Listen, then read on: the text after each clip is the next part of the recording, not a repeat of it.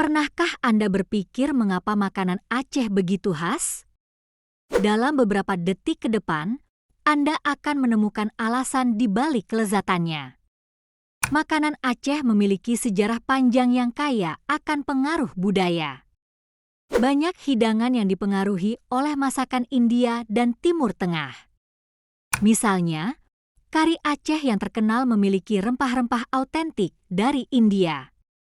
Tidak hanya itu, mie Aceh yang pedas juga tak kalah menarik. Mie ini merupakan perpaduan antara bumbu lokal dan teknik memasak Tionghoa. Rasa kuahnya yang kuat dan pedas membuatnya selalu dirindukan. Keunikan lainnya adalah penggunaan santan dan berbagai bumbu rempah. Ini menciptakan cita rasa lezat yang sulit dilupakan. Ingin tahu lebih banyak tentang kuliner Indonesia? Klik subscribe dan nyalakan lonceng notifikasi.